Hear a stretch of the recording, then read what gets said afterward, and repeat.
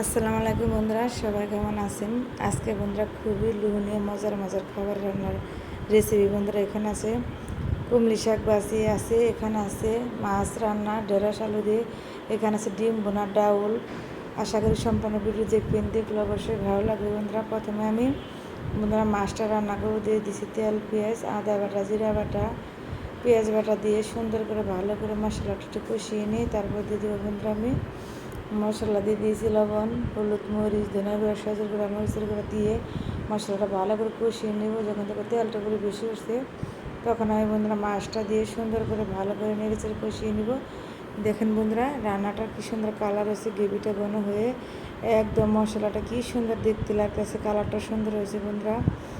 মাছ সবসময়ই যে পাঙ্গাস মাছ রান্না করলে গরম পানিতে সুন্দর করে ভালো করে ধুয়ে নিয়ে তারপরে রান্না করতে হয়, তাহলে সেই মাছটা খেতে বেশি টেস্ট হয়। মশলাটা ভালো করে কষিয়ে নেবেন আগে প্রথমেই, তারপরে মাছটা দিয়ে দিবেন। আমি মাছটা সুন্দর করে কষিয়ে নিয়ে নামিয়ে রেখে আমি সবজিটা দিয়ে দিব। এই যে আমার মাছ রান্নাটা হয়ে গেছে, এখন মশারি ডাল রান্না করে বন্ধুরা। মশারি ডালটা আমি একটু পাতলা করে রান্না করব, মশারি ডাল বেশি ঘন খেতে ভালো লাগে না। এখন আমি বাগার দিয়ে দিব রসুন পেঁয়াজ কুচি দিয়ে,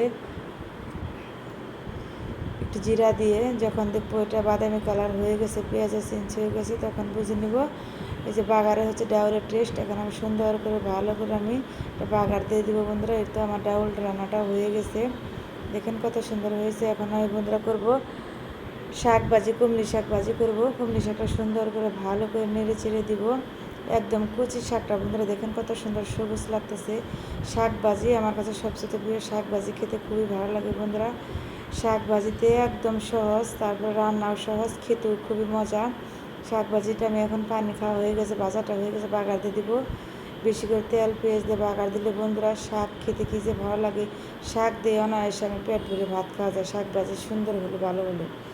শাকটা আমি সুন্দর করে বাগার দিয়ে পেঁয়াজ ভাজিটা হয়ে গেছে বন্ধুরা। দেখো সুন্দর করে আমি পেঁয়াজটা ভাজা ভাজা করে নেব, একটু ব্রাউন কালার করে নেব, বাদামি কালার। তাহলে আমি বন্ধুরা শাকটা দিয়ে দিব। এই যে পেঁয়াজ ভাজাটা হয়ে গেছে, এখন আমি শাকটা দিয়ে সুন্দর করে ভালো করে নেড়ে চেড়ে ভেজে নেব। দেখো বন্ধুরা শাকটা কত সুন্দর লোভনীয় লাগতেছে, খেতেও খুবই মজা বন্ধুরা। কুমড়ি শাক ভাজা দেখো কি সুন্দর হয়েছে। এখন আমি বন্ধুরা করে নিব ডিমের আলু ঘাটি।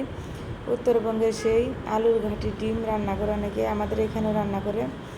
ওদের ওদিকে ঝোলটা বাসিয়ে রাখে, আমাদের এখানে ঝোলটা কখনো একদম গ্রেভিটা ঘন থাকবে। আলু ভেঙে দিয়ে রান্না করতে হয় বন্ধুরা। আমি আলুটা সুন্দর করে মশলাটা কষিয়ে নিয়ে আলুটা মাখিয়ে নিয়েছি, এখন দিয়ে দিব। মশলাটা ভালো করে কষিয়ে নিয়ে আলুটা ভালো করে কষিয়ে নিয়ে হালকা একটু ঝোল দিয়ে আবার আমি ভালো করে সুন্দর করে নেড়ে চেড়ে কষিয়ে নিয়ে তারপরে বন্ধুরা আমি ডিমটা দিয়ে দিব। দেখো বন্ধুরা কত সুন্দর গ্রেভিটা ঘন হয়েছে। এরকম করে আলুর গ্রেভি দিয়ে ঘন করে ডিম রান্না করলে খেতে খুবই ভালো, রুটি পরোটা সব কিছুর সাথে খাওয়া যায়। সবাই আঙুল চেটে পুটে ভাত খাবে বন্ধুরা এরকম রান্না হলে। আমার রেসিপিটা তোমাদের কাছে যদি বন্ধুরা ভালো লাগে তাহলে লাইক কমেন্ট করে সাবস্ক্রাইব করে বন্ধুরা আমার পাশে থাকবে। আমার রান্নাটা হয়ে গেছে বন্ধুরা, দেখো কত সুন্দর হয়েছে বন্ধুরা। তোমরা লাইক কমেন্ট করো না, সাবস্ক্রাইব করো না, আমার ভিডিও কি তোমাদের কাছে ভালো লাগে না বন্ধুরা? বন্ধুরা আল্লাহ হাফেজ, সবাই ভালো থাকবে।